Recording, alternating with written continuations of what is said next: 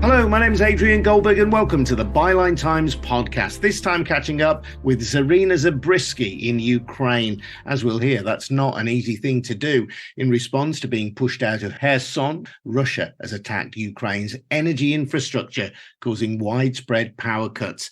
Before we chat to Zarina, though, just a reminder that the Byline Times podcast is funded by subscriptions to the Byline Times. That's our monthly newspaper, which features wonderful content that you cannot read anywhere else. But we haven't got a millionaire backer. There's no big corporation.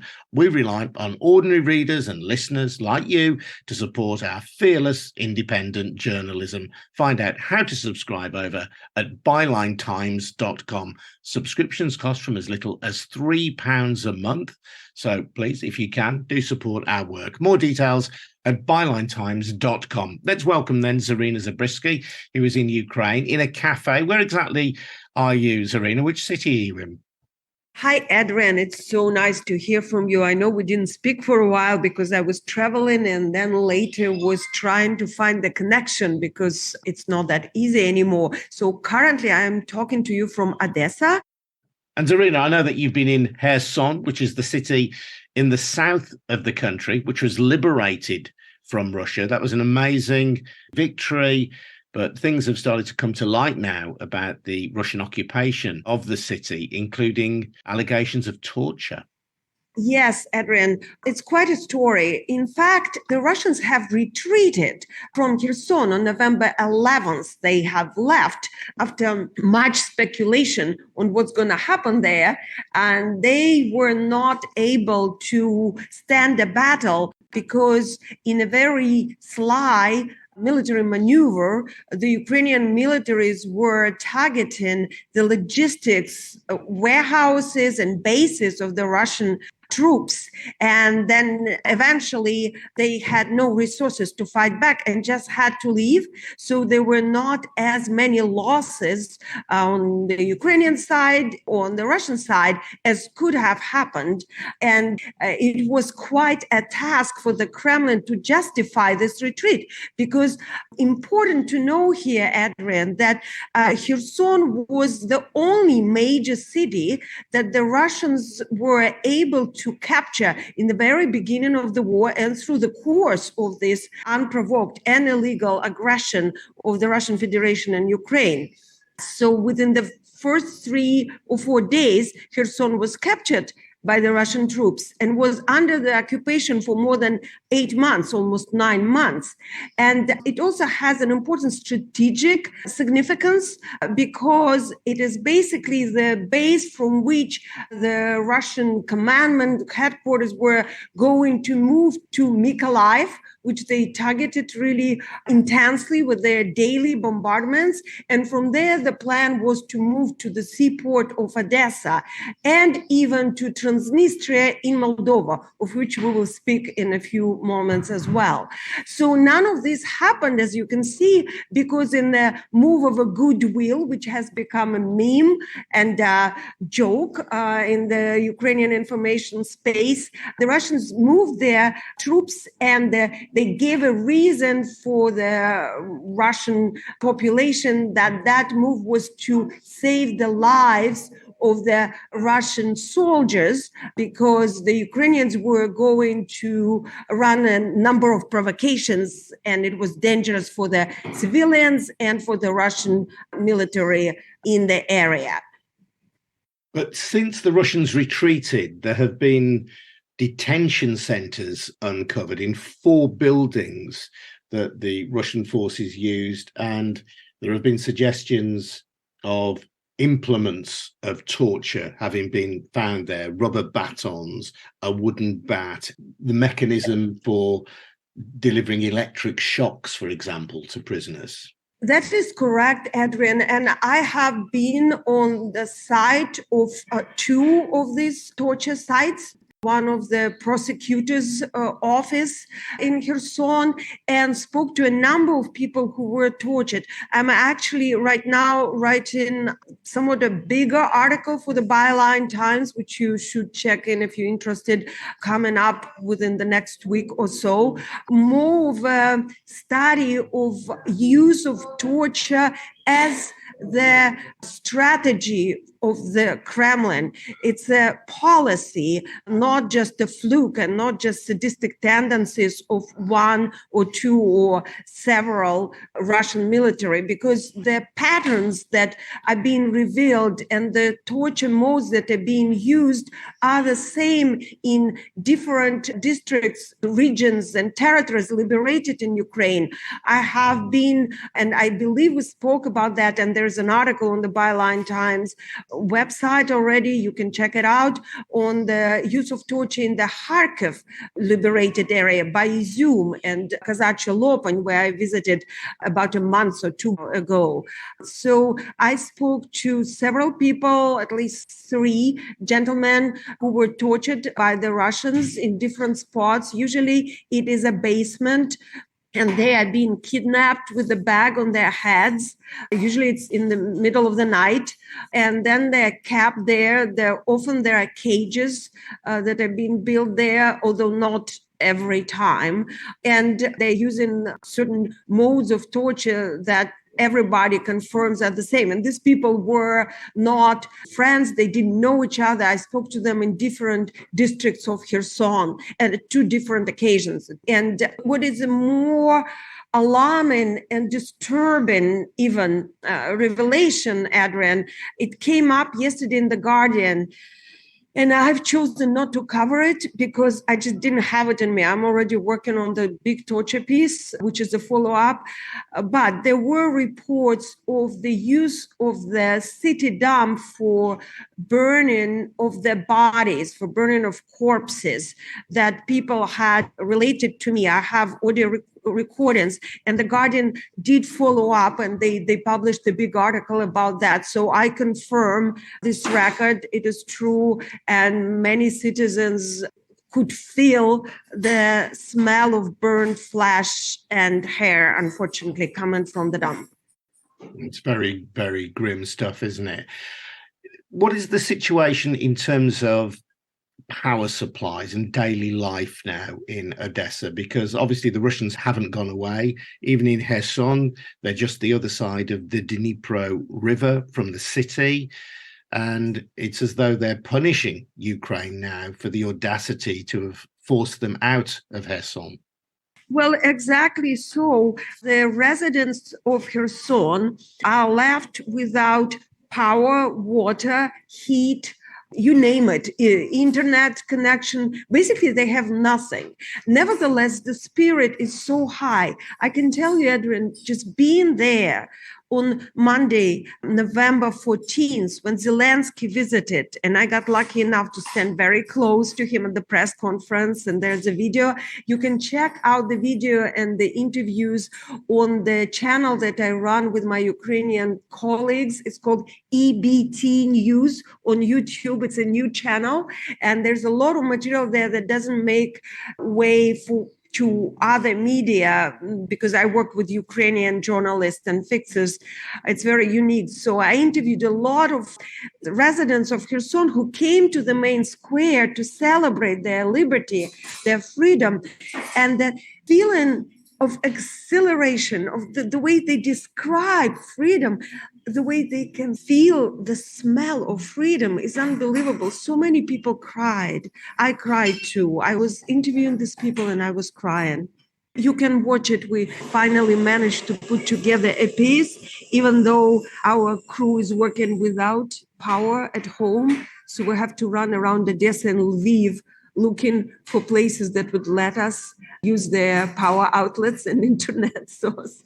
Well, it's needs must, isn't it, at a time like this and in a place like the one that you're in at the moment. You mentioned earlier Moldova. Now, we've spoken previously about Moldova and how this part of Moldova called Transnistria has a Russian-speaking population, and Russia was attempting to use Transnistria as some kind of bridgehead into Ukraine because Moldova sits between Russia and Ukraine at one point of the landmass there.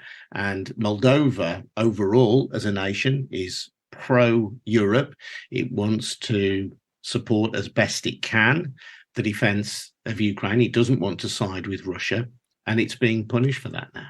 Well, yes, Adrian, Moldova is on the very west border of Ukraine, and there's so much that these two countries have in common. They share history, they share ports, they share border. They both used to be parts of the Soviet Union, and both left in 1991. So both countries have 30 years of independence now, looking back, but two histories are very, very different.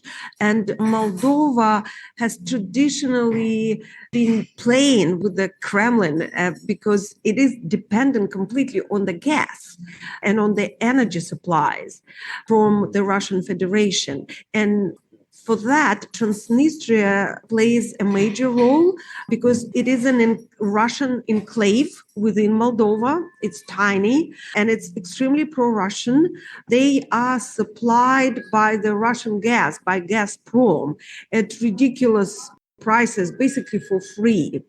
And so what Gazprom, or say the Kremlin, did in September, they cut off the supplies of the gas, which is consequently the source of electricity production in Transnistria. And Moldova has been buying the electricity, 70% of its supplies, of its needs, from Transnistria, from the large electricity plant there. So once the Russian Federation stopped supplying gas to Transnistria, Moldova found itself without electricity because the rest of its needs were covered by Ukraine. 30% of its electricity supply was coming from Ukraine. So at the same time as the Kremlin cut off the supply to Transnistria, Russian military started to attack Ukrainian infrastructure. So Ukraine couldn't supply electricity to Moldova either. So what the Moldovan government had to do, they had to turn to Romania, which is the neighboring country on the other side of Moldova, for buying electricity. However, Romania, which is also quite a poor country, Moldova being the poorest country in Europe, had to supply electricity at the international market prices. And the Moldovan budget is just not made for it. So there's a major economic problem, which is being weaponized by the Kremlin. And when I was there, I reported from the staged protests, Adrian, and you could read another article at the Byline time on the Moldovan situation, where I report from this ridiculous staged Potemkin protests, where babushkas, like the old retired women from villages, are being bused to Chisinau, the capital of Moldova, for the price of $10 a day by thousands. And I traced them back to the buses, and I have it all filmed. And also there's a video on the EBT News that you can watch. It's quite a ridiculous sight and also pitiful, shameful, really, because they exploit these old and destitute people for their needs. And this protest against the current pro-EU government of Maya Sandu, and they're run by a pro-Russian oligarch. So the goal is the same as in Ukraine, is to remove the pro-EU, pro-European, pro-democracy authorities and use the people's exhaustion and negative feelings to make them side with Russia. The same thing that they were doing in Donetsk and Luhansk in 2014. And we also see the same campaign going on in Odessa, where I am now, where they are being the Russian propagandists, trying to turn the Odessan residents, Odessa authorities, and against Zelensky's government, blaming Zelensky's government for the blackouts.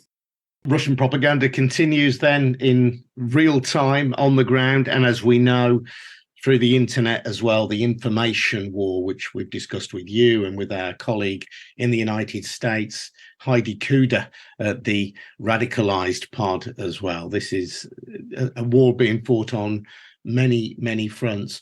I do want to ask you finally about the Zaporizhzhia nuclear plant, because there are still concerns that some kind of stray missile might cause a nuclear mishap.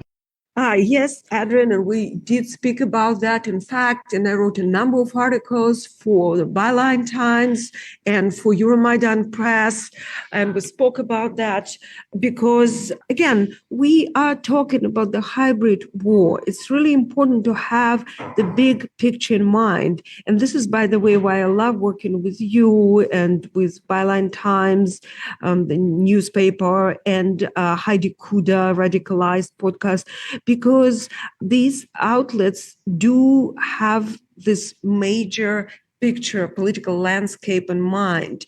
We are in the state of a hybrid war, and the aggressor is using and weaponizing every single field that it can get access to. And nuclear industry is one of them. And of course, Ukraine being an important nuclear industry state, having 5 nuclear power stations, is being used as another way to blackmail the world community. Chernobyl was going to be used as a dirty bomb, but then the troops had to retreat, so that they couldn't do. And now, of course, they are sitting on Zaporizhia. And I believe that the International Agency of Energy, the IAEA, and the General Director Grossi should make their position more clear, because they just yesterday, I believe, or the day before yesterday, said that whoever has been damaging the infrastructure at Zaporizhia is playing with fire. But we all know who is playing with fire there. It is not in the interest of the Ukrainian government, of the Ukrainian military, or the Ukrainian people to set on fire, quote unquote, their own nuclear power plant that has been supplying electricity to their country, which is now experiencing major blackouts. And it is not Ukraine which started this war. So really, the international agencies and United Nations should take more pronounced position on that and name things their names and not speak in Aesop language anymore. Zarina, it's great to chat with you. I'm going to let you go because clearly the restaurant or the cafe where you are is pretty busy. There are a few moving tables and so on. It's great that you're able to talk to us, though. And I just have one departing message? Yeah. One of the most important things now is to advocate for closing the sky over Ukraine and to make the sky over Ukraine no-fly zone. I spoke about it to Heidi Kudo and Radicalized because... And you've mentioned that before on this podcast as well, the need for Ukraine to have military support. And you're not talking about the British Air Force or the Polish Air Force or the US Air Force patrolling the skies above Ukraine, are you? But you're talking about major countries giving Ukraine the weaponry that it needs to shoot down Russian aircraft and drones. Exactly, the air defense, because that will be the pivotal point in this war. It's very, very simple. And that will be my departing message on this podcast. Just think about it. A child is able to understand that. The Russians are retreating on the ground. They are unable to make any advances on the ground. The only way that they are damaging the Ukrainian infrastructure and the country of Ukraine and proceeding with their genocidal war is from the air. And if the airspace is closed, it will be over very soon. So we, as regular citizens of the world, can do our part by, say, making the hashtag close the sky trend, so the mass media, the major mass media, and the politicians start paying attention to show that the public opinion of the world is behind Ukraine and to save lives, because we're talking millions by now. Zarina, thank you so much. And just to emphasize how interlinked these struggles are, I know that Germany and France have pledged millions of euros in support for Moldova, which, as Zarina says, is the poorest country in Europe, currently being squeezed economically and in terms of its energy supplies by Russia. The UK and the US and other European nations, of course, have given military aid as well, significant amounts of military aid to Ukraine. But as you've heard from Zarina, more is needed. This is a threat not just to one country on the east of our continent. It's ultimately a threat to us all. Zarina, thank you so much, and thank you to your hosts in the restaurant where you are. I'm Adrian Goldberg. This has been the Byline Times podcast, funded by subscriptions to the Byline Times. It's a brilliant monthly newspaper. If you buy a subscription for that, you're helping to support this podcast too. And thanks also to Harvey White, who has helped out with production on this episode. Do head over to bylinetimes.com for details of how to subscribe. I'm Adrian Goldberg. I'll see you again very, very soon. In the meantime, thanks for listening. Bye-bye now.